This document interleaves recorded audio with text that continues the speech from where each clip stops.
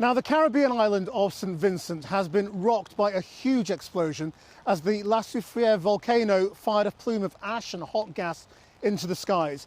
Officials said it was destroying everything in its path amid fears for the safety of some residents who have refused to obey orders to evacuate. The series of volcanic explosions over the last few days have disrupted food and fresh water supplies, wiping out forests and farmland. From St Vincent, Kenton Chance reports. In Walliaboo, a community in the volcano safe zone in western St Vincent, a man uses the time between ashfall to clean up around his home. Never seen nothing like this before. Heard of it, yes, but never know it would have been of this magnitude. Didn't expect it to be like this, really. Expecting something like just blow and then it's over with. But the kind of, the ash, that is one of the biggest problems, really. On Friday, after decades of inactivity, La Soufrière volcano erupted, spewing clouds of dense ash almost 10 kilometers into the air. In the danger zone, the sky was turned into night by the ash in a matter of minutes. Tens of thousands of people have had to leave everything and evacuate. The eruption knocked out power and covered homes in a white layer. The visibility is really low, and now as I speak to you, it's just after 3 in the afternoon, but we noticed because there are stones literally raining down on the vehicle. This is actually a very scary experience. Cars were left stranded, wheels stuck in the ash. The town of Barley, like the rest of St Vincent, is covered in volcanic ash. While residents of the town clean up around their properties, at a nearby shop, this farmer enthralls evacuees. He spent 2 nights on the flanks of the volcano after it erupted. Coconut trees break down. I'm talking about all the coconut trees there. All. You see birds on the ground.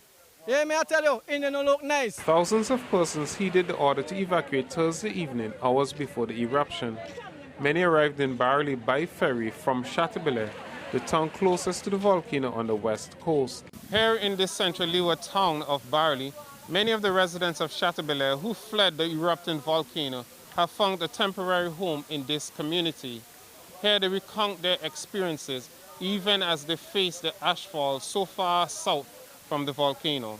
However, in Georgetown, located in the danger zone on the eastern side of the island, this farmer has refused to leave.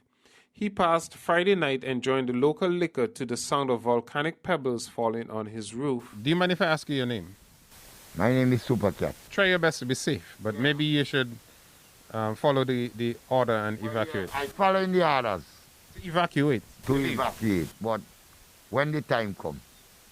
After all the morning they're talking about, this morning wasn't a nice morning. I was there.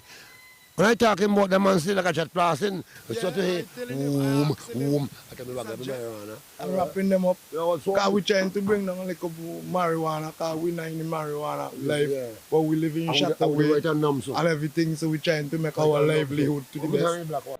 Officials say that this eruption of La Soufrière is likely to be worse than in April 1979.